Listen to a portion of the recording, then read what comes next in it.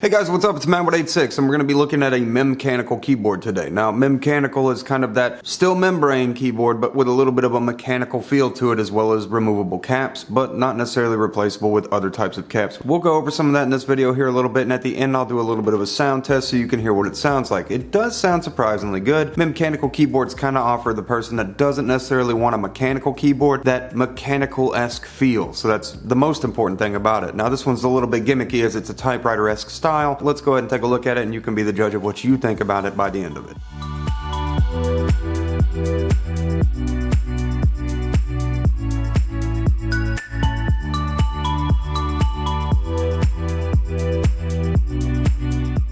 So this is the Xinmeng K100 Typewriter Membrane Mem-chanical Keyboard. It's got plastic construction with a metal faceplate and a little bit of some unfinished edges. Not a big deal, but kind of something worth mentioning. It features plunger-style membrane caps with a rubber dome underneath, and these are what kind of give it that mechanical feel, because you're going to depress on this square that essentially goes down and depresses the membrane. Requires a little bit more force to actuation than a cross-stem mechanical key typically would. They're not double-shot injections, so I would imagine after time expect some wear and tear, but membrane keyboards don't typically last as long as mechanical keyboards do anyways. You can expect somewhere between 20 million click life cycle or less. The keys have a strange down direction scratch or pressure marks is what it looks like to me on there. It's kind of hard to show in the video, but here, as you can see right here, these kind of lines that go down from the actual letter imprint on them, a little bit unattractive. They're very stable, there's no real wobble to them, and it has a lot to do with the fact that it's got a square brace underneath it, so it just kind of holds on very well. It's reminiscent of maybe like the Romer G switches that have that nice squared attachment cap, so that there's not a lot of wobble in them like you might have in most cross-stem caps. So the inner key is a little bit awkward looking and a little bit awkward to use, but aesthetically accurate to that typewriter feel, and I get the feeling that this is something that's more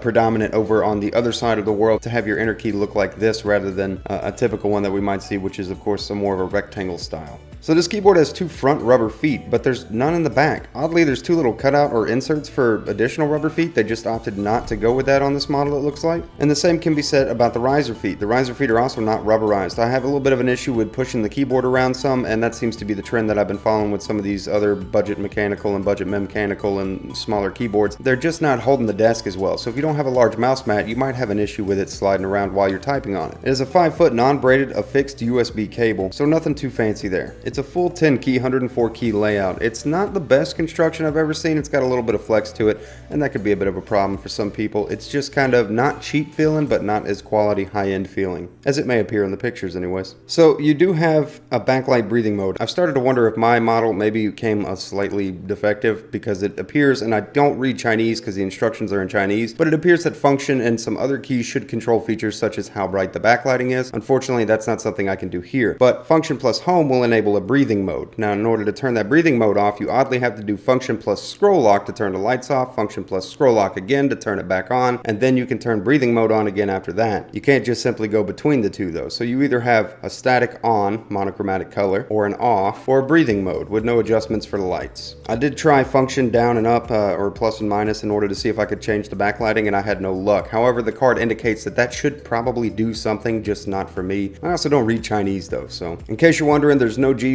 on this, no graphic user interface, nothing super fancy here. So at the end of the day, you're really just kind of looking at a real niche kind of fun product to have. It's a mechanical keyboard that is typewriter-esque style. It's something that's, again, fun to have, but not for a serious gamer or anybody like that. So if you're just looking for something that might match a unique setup or a steampunky style that you're going for, this keyboard might be something that you're interested in. However, at its price point of what I saw was about 30 to 40 bucks, and I don't know if I'd spend that much on a membrane keyboard that doesn't really offer a whole lot in the realm of customization. It's just fun, not serious, a little bit gimmicky, and it's not for keyboard enthusiasts, but it is entertaining to own, and I will say it's a fun little keyboard to have. I'm sure I could find a purpose for it if we do some sort of themed build.